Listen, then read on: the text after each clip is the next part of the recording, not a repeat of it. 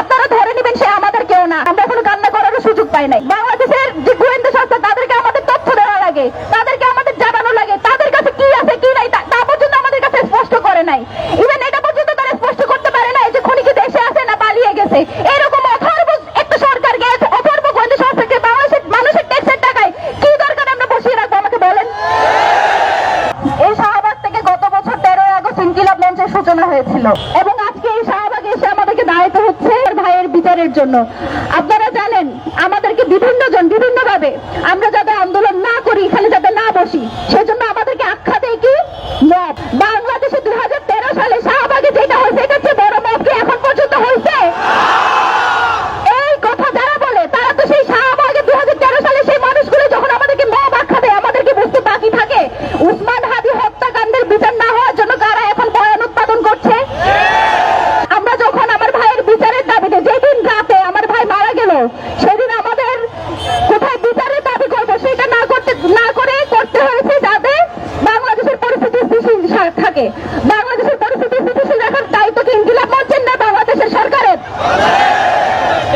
তারপরে আমাদেরকে এটা করতে হয়েছে। বিচারের জন্য ইনকিলাব মঞ্চকে রাজপথে পড়ে থাকতে হচ্ছে, বাংলাদেশের স্থিতিশীলতার দায়িত্ব নিতে হচ্ছে, গোয়েন্দা সংস্থার দায়িত্ব পালন করতে হচ্ছে। এই অথর্ব সরকার যদি কিছু করতেই না পারে তাদের বসে থাকার কাজটা কি? তাদের কাজটা কেন তাদেরকে আমরা বসিয়ে রেখেছি?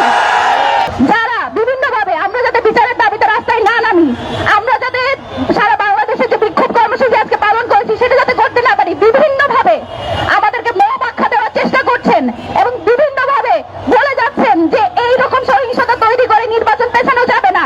আপনাদের জানায় রাখি এইখানে যারা মানুষ আছে এরা সবাই উসমান হাদি এবং তারা উসমান হাদির আদর্শকে লালন করে।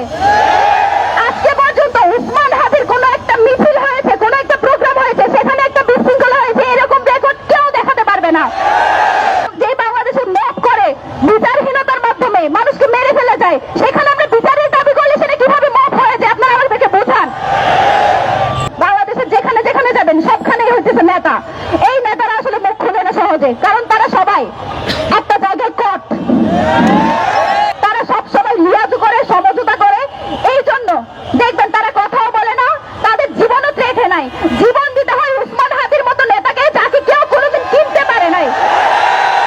সে হত্যাকারী, সে যেই দেশের হোক, সে যত বড় শক্তি হোক, বাংলাদেশের যত বড় শক্তি এর পেছনে থাকুক, তাকে বিচারের আওতায় আনবেন না আপনারা।